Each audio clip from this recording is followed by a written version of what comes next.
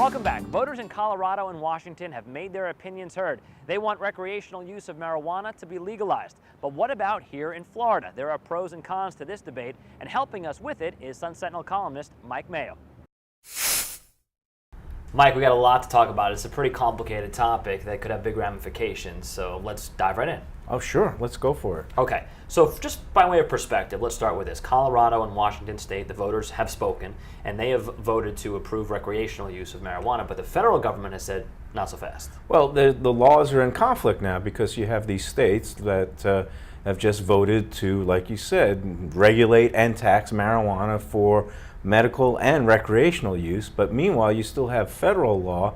Federal government still classifies marijuana as an illegal drug on the same level as heroin, highly addictive, dangerous drugs. And so the big question is, what are the feds going to do? Are they going to step in and stop these states from enacting it? And it's going to set up these legal challenges about states' rights and state sovereignty versus the power of the federal government. Right, now let's move all the way east to our state. So Florida, this is a conversation that's gone on for years, but not much has happened so far. Let's talk some pros and cons, okay? Start off with a pro, why you think perhaps marijuana should be legalized in Florida. Well, no, I mean, the people who advocate for the use of the legalization of marijuana, they make the same arguments that we heard back in the 1920s with prohibition of people are going to be using this stuff, whether it's legal or illegal.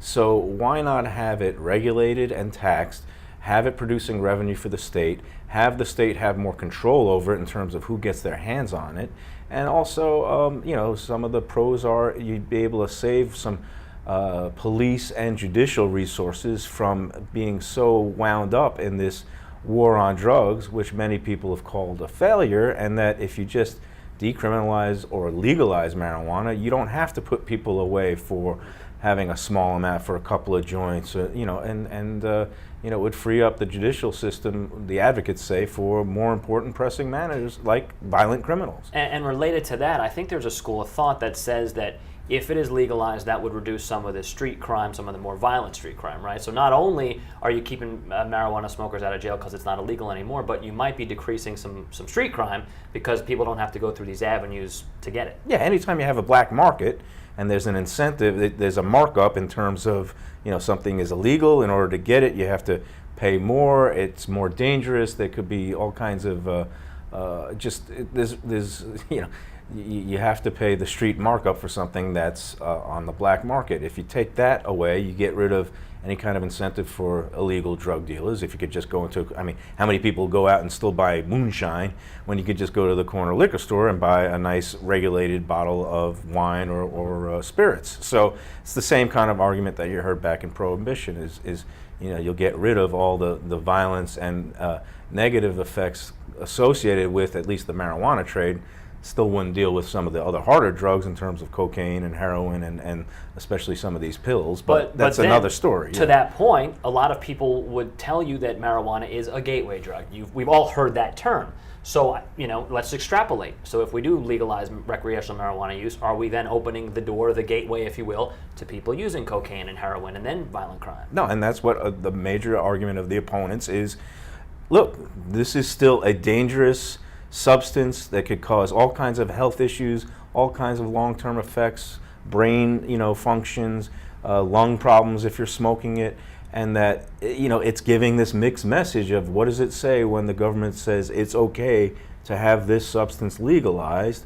And yeah, there is the concern that once people if they get hooked on marijuana, that they will then start, doing other things that are still illegal, and that, it could lead down to a dangerous path, slippery slope, whatever you want to call it.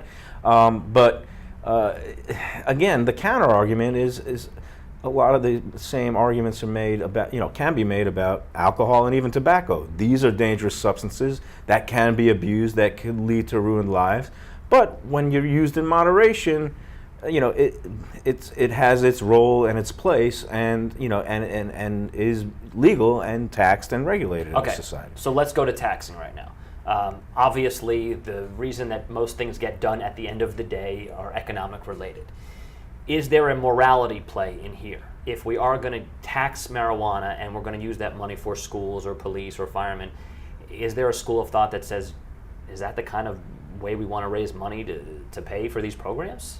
Well, I mean, the reality is that's what we're already using, things like from tobacco taxes, and alcohol has extra taxes, and gambling profits and the gambling taxation goes to education. So, we've already gone down that road before. Again, where do you draw the line? Libertarians say anything that consenting adults want to do, if it doesn't harm anybody else, then it should be legal. Marijuana would fall into that realm. Maybe prostitution, but that's another story for another day. That's the one school of thought. The other school of thought is it shouldn't be government's role to pander to the lowest, I guess, to bring society down, whether it's through gambling or whether it's through legalizing drugs like marijuana. And then finally, South Florida has a large elderly population. So what about medicinal marijuana for things like glaucoma and for pain relief with cancer? Are we any closer to that happening? No, I mean, I think, we're at this kind of watershed moment in American society where marijuana use, I think 100 million people have admitted to using marijuana. We've had people in the highest office in the land who admit to doing it. A lot of people in society now, they've grown up with it and they don't regard it as this, horrible, evil thing. And I think society is going to keep evolving. Now, Florida, because of the makeup of the state legislature and the governor, I mean, we're never usually at the forefront of these issues, so I think we're going to be among one of the last states that legalizes it, even if it's just for medicinal use. But like you said, the aging population, so many people that can use it for medical purposes. And that, the thing with marijuana these days is it's, you don't just have to smoke it, which has its own bad health impacts, but they have these vaporizers now. They can extract THC and put it in your food or drinks. So there's all kinds of ways to get what they call the beneficial effects of THC without the negative health consequences of smoking and putting tar and all kinds of contaminants in your lungs. Well, thank you so much for helping us weed out the pros and cons. Well, what a lot of people say is that the marijuana industry is a growth industry, and a lot of people are high on its prospects. Well, so we just crammed 3 puns into the closing of the segment. That's why we love having you on, Mike. Thanks for coming on, bud. Always a pleasure.